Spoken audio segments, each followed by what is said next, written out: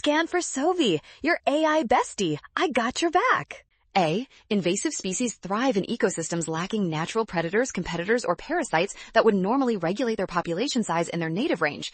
B. The large difference